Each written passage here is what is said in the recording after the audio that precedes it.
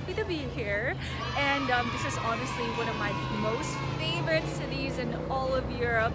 I'm still undecided given that I said that 6 years ago. I think it still stands, and I am in Budapest, Hungary. There's a lot to do today. I'm taking you guys on a day tour just to see, you know, what is there to see in Budapest and what does it mean? Is it really just one word, and so on and so forth. So first and foremost, this is the Hero Square. This is on the Pest side of Budapest. You know, as with so many countries, there's always like, you know, a national square where they like to commemorate all those wonderful people who gave up their lives to make sure that their country would finally be independent. Take a look at that. That slab over there is basically to commemorate all the nameless heroes, the unnamed soldiers who were just awesome. Then these horsemen over here, to be honest, I'm not super sure, but I just know that they represent 7 pagan gods. And as for all the other guys in the back, in the curve right there, they are basically their national heroes that we thank today. Okay, so I was saying that you see all those different statues over there. So this first one here, he is pretty much the saint, the patron saint of Hungary. He is Saint Stephen. And then the guy beside him, which is that is Saint Laszlo, or Leslie in English. And then of course we have a couple of Roman figures as well. This guy holding the snake actually represents the god of war, or represents war, and this lady over here holding the leaf represents peace. And they come together and they hang out and it's a good day. Budapest is actually a combination of 2 words, Buda and Pest, and it's technically pronounced as Budapest, at least from, that's what I know, Budapest. So Buda, which is where we're going to on the other side, is more of the residential area, and it's more like uphill, and Pest, which is the side that we're on, is actually the financial district, and it's more even and flat. So you get to tour both sides, and I'm just so excited. It's a lovely day. Welcome to Budapest.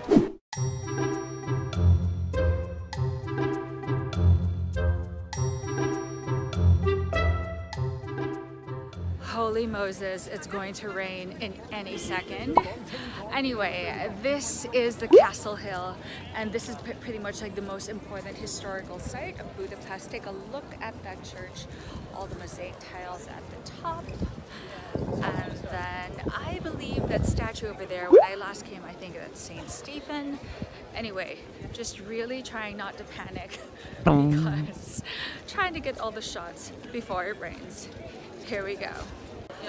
Okay, so Saint Stephen, he's the guy that always has like 2 crosses. Why is he so important?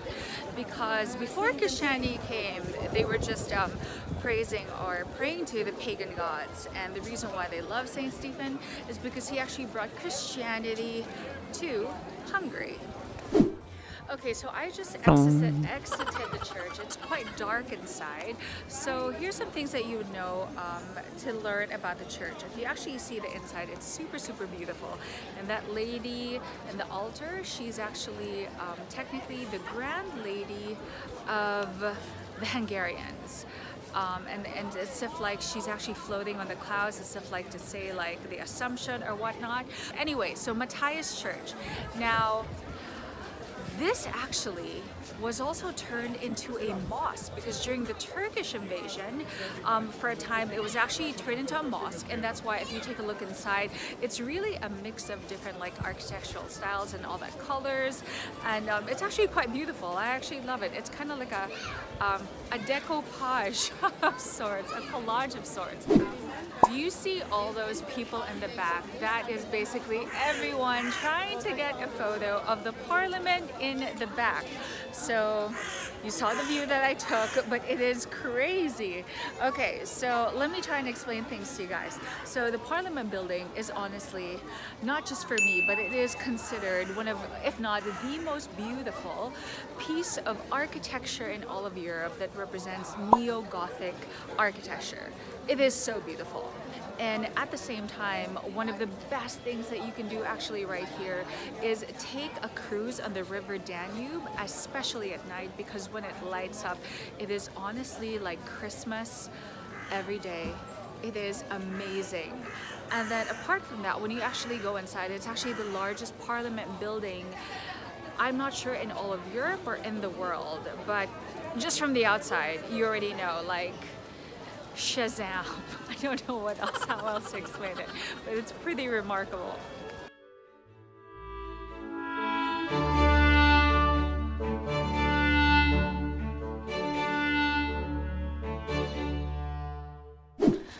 Okay, so where we actually came from that direction, we walked down from Castle Hill, and right there, there's 𝗬𝗢𝗪𝗡𝗢. Yes, 𝗬𝗢𝗪𝗡 is where the Prime Minister resides, and then this white building over here is the President of the Republic. So this tour, it's a private tour. My sister made the itinerary, but together with a collaboration of the company that we got, and it's just taking you around the main sites. So it's a mix of car, of walking. There's stairs also involved at that, but really the great thing about private tours is you really get to choose your pace. Of course, given how many hours that you have, ours is like a full day tour. You also get to dictate where you want to go, how long you want to stay at a certain place, or if you want to change your mind because you just don't feel like it, you want to go back to the hotel. Or let's say you want to add more time because you want to eat, because that's your thing. It's really up to you. And now we are walking towards the Grand Palace. I didn't get to go to this before, so I'm excited. So this is the courtyard of the palace grounds. So there's not a lot of garden. I mean, there is some greenery, but it's mostly just an open courtyard area, and it's free, guys. And you can see an absolutely stunning view of the Danube, together with the parliament, together with the bridge, the chain bridge, I believe that's what they're called, our hotel, Intercontinental, which by the way is a UNESCO World Heritage Site, not Intercontinental, but the banks of the Danube are considered a UNESCO World Heritage Site, and of course Buda Hill.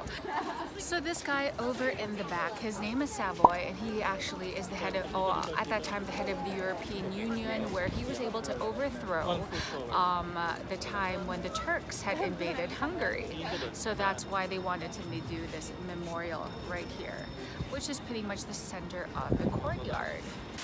So this guy over there, so that's King Matthias. And that church that we came from, it was named after him as well. So he was the great king of the Renaissance for the Hungarians. So he's a very important person. He was also in the Heroes Square. He was right beside Saint Stephen. Some people like to call him Saint Matthias, but technically he's not really a saint. So if you think about it, the Hungarians have been through so much. It's kind of like the Philippines. They were invaded by so many groups of people. That's why on the outside it looks super European, very beautiful, but the inside is actually very modern, because when the Germans came, when the Turks came, when the Soviets came, they pretty much destroyed everything. So basically the insides of the castle or the palace are actually very modern. So within like the castle grounds, there's like this corridor that leads to this, like, you know, a small museum, like a bit of a gallery to show you the history from the beginnings of Buda Castle Palace to what happened to it. So basically the black and white photos that you're seeing, it was how it actually looked inside. It looked like Versailles. It was absolutely stunning, beautiful, like the ballroom. They had like all these grand guests and all these lavish like parties. But then, because of the war, it was bombed, it was just shattered, absolutely. Nothing is left, and you actually see the photos right there. But now, there's actually a riding school on the other side, and this is just one of the things that they're actually trying to reconstruct again, especially now with the influx of tourism. They're really trying to bring back the glory days of Budapest and its culture. You know, Hungary reminds me so much of the Philippines in the sense of our history. We were colonized by the Spaniards for almost 400 years, and then there's the Americans, and then there's the Japanese, and then I'm not really sure about my history, but That's why sometimes it's kind of hard for us to really feel our own identity, because there was just so much going on and we never really got to form our own identity until later on. And it's kind of like here. There was the Turks, there was the Germans, there was the Romanians, there was the the Soviets. Like, there's a lot going on as well, and it's only now that because of tourism they're really starting to rebuild and show the world the original beauty and not the ruins of war. Alright, so the last time I was here, I was actually able to visit the Parliament, which is right here in the back, but you can see it right all the way from the front if you're actually on the other side, which is on the Buda side. Now, it is really one of the most beautiful buildings I've ever seen in my life, and I actually got to enter the last time I was here. We're not going to do that today because that takes a lot of time, and since we're trying to get to see as much as we can versus the tour that we had 6 years ago, I'm just showing you guys that one of the things that you can do and that you should do is visit the Parliament building in Budapest. So of course people love to go swimming in the sauna, especially in the winter. People can swim in the winter. That's so nice. So it's kind of like the time I went to the Blue Lagoon in Iceland. That was so awesome. Check out that vlog when you have the time. But you see this demarcation, so on the other side in the winter that actually becomes a giant skating rink. Isn't that amazing? Okay, so right in the back over here, my sister says that we've actually been here to this castle. I'm not gonna lie, I don't remember.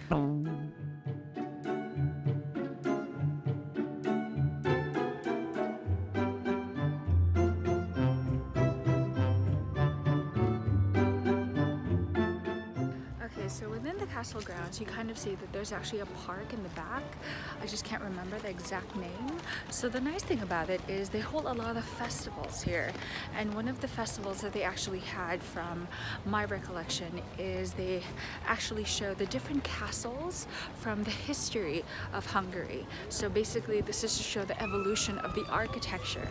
In fact, there's a museum here on my left-hand side, Museum of Hungarian Architecture. I think that's why, I remember now, that's why I fell in love so much with Hungary, because literally everywhere you go, everything is just absolutely beautiful, like artwork upon artwork, and I mean buildings, frescoes, like just towers, and just beautiful.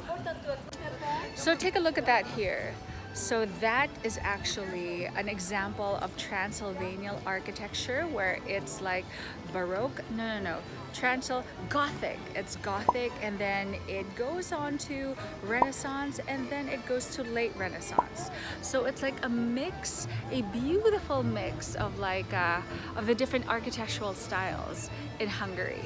Isn't it so beautiful? Of course, the only thing I know about Transylvania is that's where Dracula comes from. Whether legend or not, it's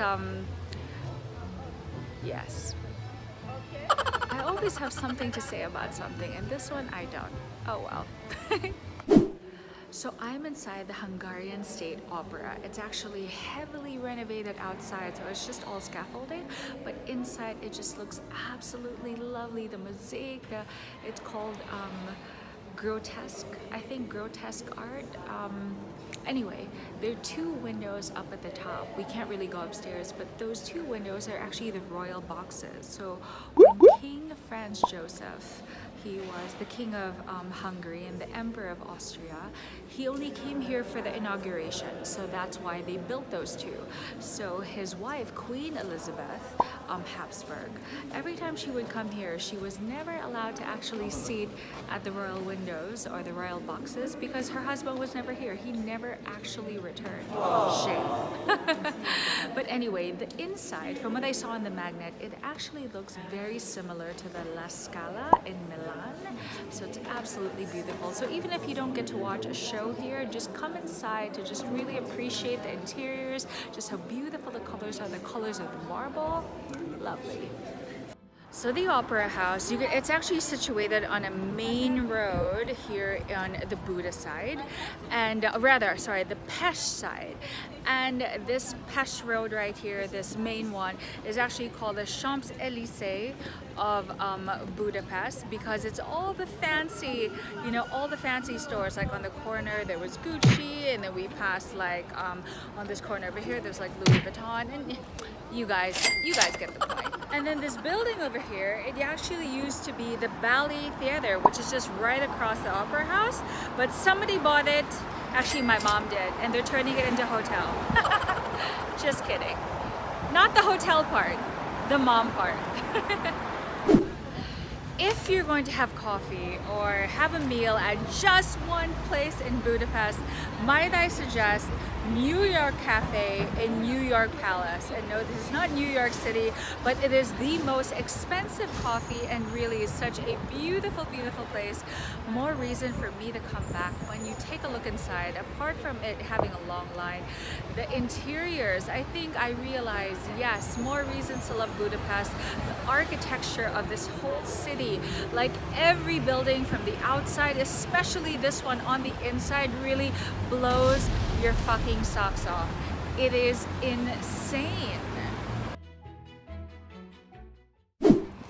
Okay, so now we're driving up to, unfortunately, it is closed. So one of the most famous, if not the most famous Hungarian composer is Franz Liszt. And he actually created, or rather built, or brought about the Liszt Academy of Music, which is also a concert hall. So if you actually take a look, the architecture again is so, so beautiful. Unfortunately, it's closed, but just to see it from the outside, it's pretty amazing. So Budapest, if you can see, it really is the touring that you get to see here. It has so much to do with the arts. It has to do with so much of the culture. But apart from that, of course, this was also one of the places where the Soviets, or communism, and Hitler, which is fascism, had conquered. From this era in the Jewish quarters, they had actually deported so many of those Hungarian Jews, brought them from the trains all the way to the concentration camps in Auschwitz and Birkenau, and that was where they all died. Hey guys, so I am inside this building, beautiful building. It's actually the biggest spa. This is like the biggest spa in Budapest. Budapest is actually considered a city of spas because it's really something that they like to do. And you know, spa or like Turkish bath, Roman bath, it dates back to like centuries old, like so many years ago. This is what they do. Like they would discuss politics, they would discuss culture, and so on and so forth. And anyway, inside, I guess I'm just going to show you guys right here. There's like a lot of pools inside in varying temperatures. And then check out the mosaic that you see right here. So on top, that is Apollo, and then Venus is on one side, and then Neptune is on the other side. Just the artwork alone is really so beautiful. So even if you don't really enter the spa, just to see the architecture all around the city, you can see that there's so many different influences. Even the outside of a circus or an amusement park, it's just really beautiful. We had driven by this historical restaurant. It's called the Gundel. 6 years ago, I actually got to eat there. It's one of like the oldest, most affluent restaurants here, and I got to try their crepe. We're not doing that today, but I'm flashing a photo. So a lot of the tours will also take you there as not only a historical site, but even the dish as well, the crepe.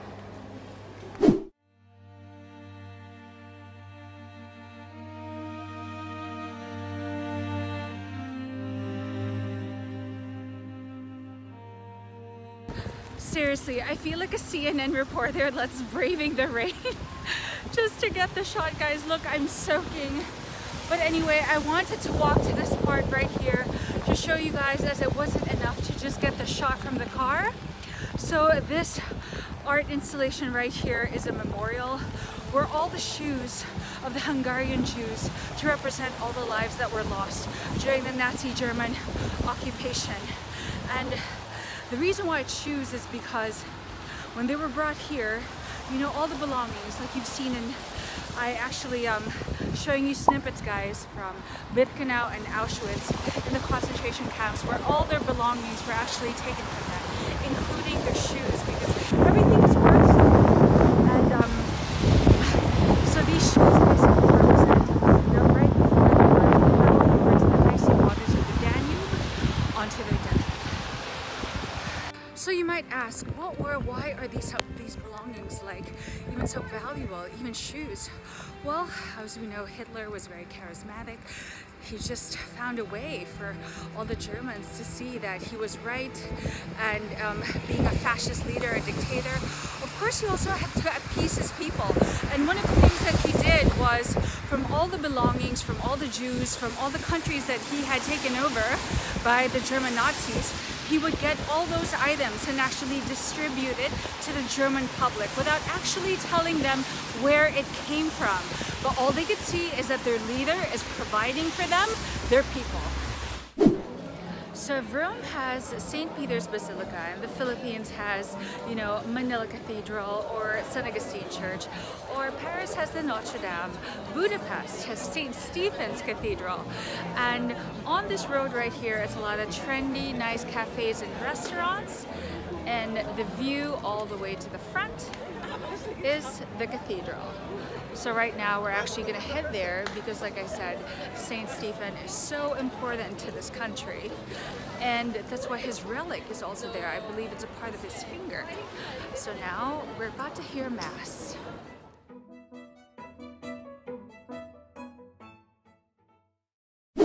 Hi everybody! So this is the Chain Bridge, and this is pretty much the most famous iconic bridge that bridges the two from the Buda to the Pest side.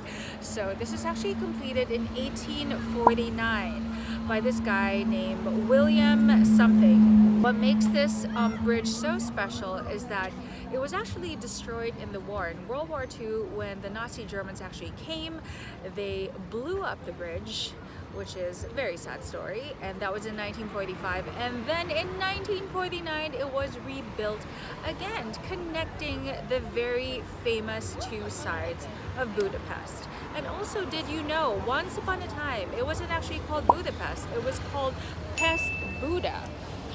Because why? Okay, so I believe that it only became Budapest in, I think, in 1837, is that right? But before that, for a couple of years, just for a couple of years, it was Pest Buda, until finally it decided, you know what, we're gonna unite, we're gonna stand strong, we're gonna be one country, and then they switched the name. As to how that makes a difference, I don't know. But once upon a time, it was Pest Buda, and now Budapest. One of the things to do also when you're here on the Buda side, since it is a hill, it has like a hill, it's on a hill. Hi guys, you can actually take the Funicular from top to bottom, so it's a very historical one as well. It's kind of like a tram, kind of like a ropeway, yeah.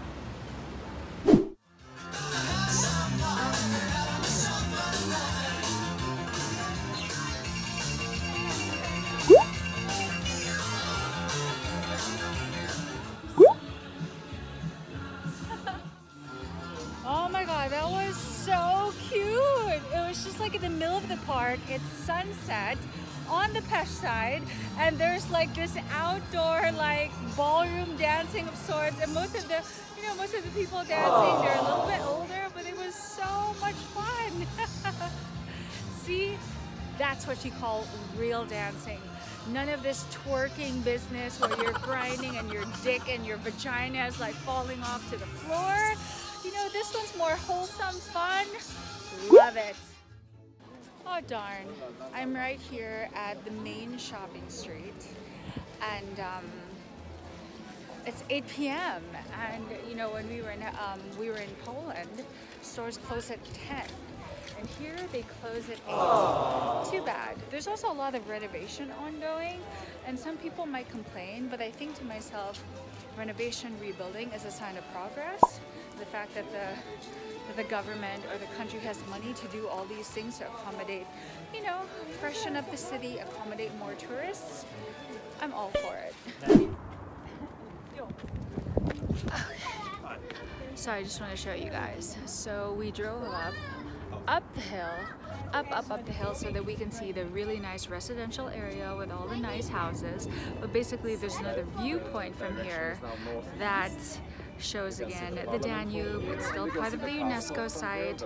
Just basically from the top of the hill, just another viewpoint for you to see. You can actually walk all the way up. I'm not gonna do that because I am exhausted. I am so tired. But thank God that the rain had stopped. And I think the most beautiful thing, the best takeaway that I can take from this whole tour is, you know, just 30 years ago, Budapest had gained its independence. Can you imagine? Just 30 years, and what a great and wonderful thing. And because of all the damages of war, kind of like Croatia, it was just very, very recent that, you know, they're building back up again. So they really need the tourism. So Rome has a lot of it, Paris has a lot of it. Let's give Budapest and Hungary a chance, shall we? And I am all for it. I mean, just all the buildings alone, all the exteriors, even from supermarkets to really random buildings. If you love art, architecture, design, culture, Budapest is really something that you guys should put on your bucket list on your next travels to Europe. Alright guys, I'm signing off from all the different parts of Budapest. It's been a wonderful day tour. I hope you guys enjoyed. Until next time, I'm Bianca Valerio. Subscribe and come away with me on YouTube and the world. Bye guys.